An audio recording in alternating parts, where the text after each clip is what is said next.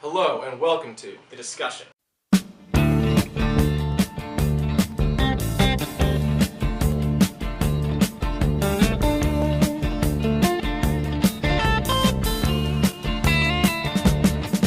get a shiver in the dark, it's raining in the park, but meantime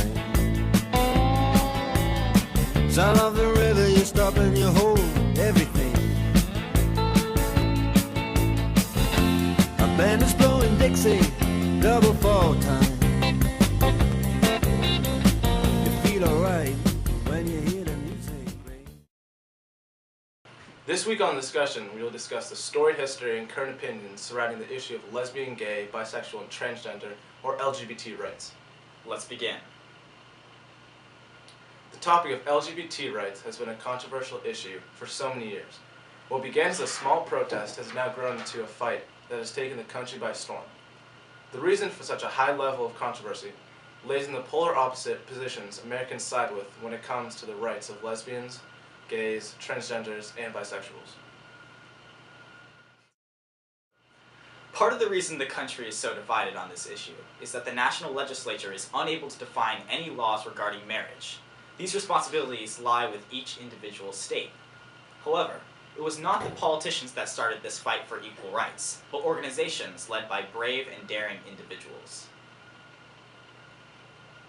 Starting in the 1950s, several groups were formed to spark this battle. In 1951, the Mattachine Society, the first national gay rights organization, is formed by Harry Hay, who is considered by many to be the founder of the gay rights movement. In 1955, the first lesbian rights organization in the United States, the Daughters of Bilitis, was established in San Francisco. And then in 1966, the world's first transgender organization, the National Transsexual Counseling Unit, was established in San Francisco.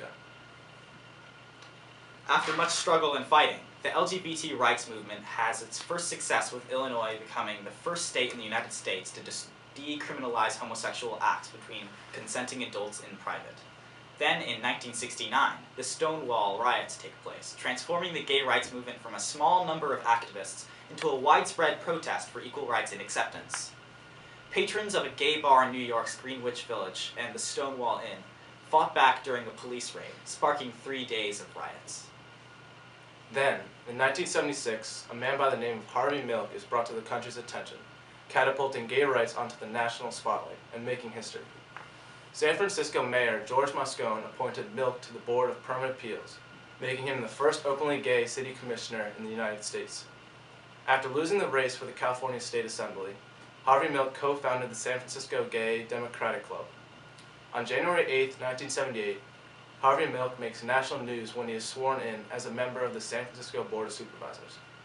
Running against 16 other candidates, he wins the election by 30%. Milk begins his term by sponsoring a civil rights bill that outlaws sexual orientation discrimination. Only one supervisor votes against it, and Mayor Moscone signs it into law.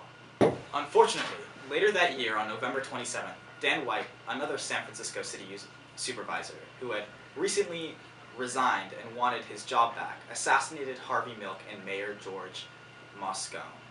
In commemoration for all of Milk's efforts, the gay rights movement, several locations are named after, including the Harvey Milk Plaza.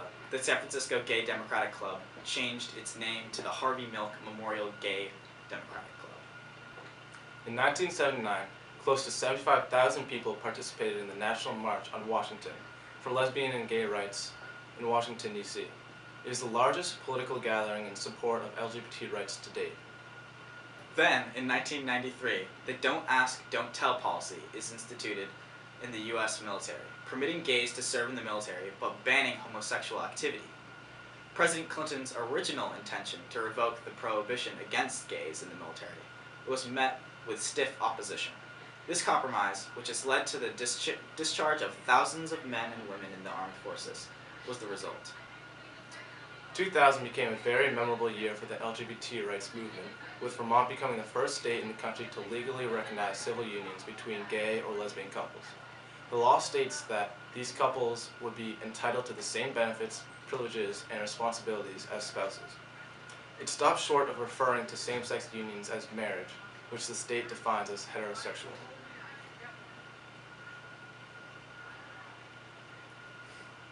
Then, in November 2003, the Massachusetts Supreme Judicial Court ruled that barring gays and lesbians from marrying violates the state constitution. The Massachusetts Chief Justice concluded that to deny protections, benefits, and obligations conferred by civil marriage to gay couples was unconstitutional because it denied the dignity of equality of all individuals and made them second-class citizens. Strong opposition followed the ruling. This stance resulted in 2004 same-sex marriage laws passing in Massachusetts. From 2004 to today, a string of states are in influx between same-sex marriage being legal and illegal. Massachusetts, Connecticut, Iowa, Vermont, New Hampshire, New York, Washington, Maine, Maryland, and Washington, D.C. have all passed same-sex marriage laws. Now, let's take the discussion on LGBT rights to the streets and see what the members of the Wellesley High School community have to say.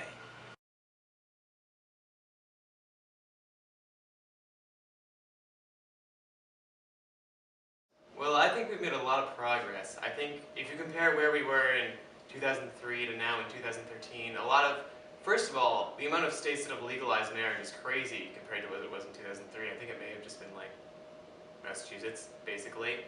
And now at this point, we've made a lot of ground there, we've made a lot of ground in legislation, and we're slowly inching towards a state where we can, not necessarily say we've made it, all the way to equality, but we're definitely getting a lot closer. We're gaining speed at an exponential rate. An exponential rate of speed is what we're gaining at. So I think that it's good to know that we're slowly inching towards equality, but that slow inching is slowly becoming slow running, and then fast running, and then mediocre running. Thank you. I think because it's like a really hot button issue and like politicians kind of don't want to get involved, like make people upset. And like, I don't know, like it's just really controversial for a lot of people, so they don't want to upset anyone, so they're just doing nothing about it. The LGBT community in Wellesley is very strong, and I think that's because as a school and as a community in whole, we do a good job accepting all different types of people, and no matter who you are, it doesn't scare anyone away, and if you have a different view than someone else, and if a different view that no one likes, you kind of keep it to yourself, and Wellesley is good at spreading the good in people and not spreading the bad. In so many communities, LGBT rights have been the focus of endless debates. Many feel that being gay, lesbian, transgender, or bisexual is wrong and should not be tolerated.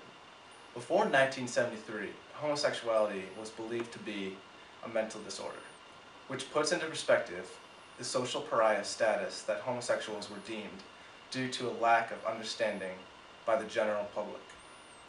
One of the main points of argument for homosexuals not to be allowed to the rights of marriage is religion. In most religions, including Christianity, marriage is believed to be solely between a man and a woman. Many take this to heart, resulting in a strong opposition to any marriage between people of the same sex, reasoning that it is not stated in the Bible or any other book of religion. It is unfortunate that religion has swayed the making and passing of bills regarding marriage, despite the separation of church and state. It seems as long as people continue to read the Bible, there will always be some that believe marriage is limited to a man and a woman. However, there are many that feel lesbians, gays, transgenders, and bisexuals have the right to be with each other just as much as the next couple. What has frustrated so many individuals in LGBT rights organizations is that members of the LGBT community feel that they are being discriminated against. The frustrating point is that these individuals who are being mistreated are normal people who have normal lives and just happen to be attracted to people of the same sex. That is something that is personal to him or her and should not result in being treated differently.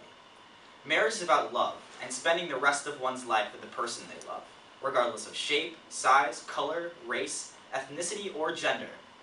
Organizations continue to fight for the day where all members of the LGBT community will have the same rights as any straight individual.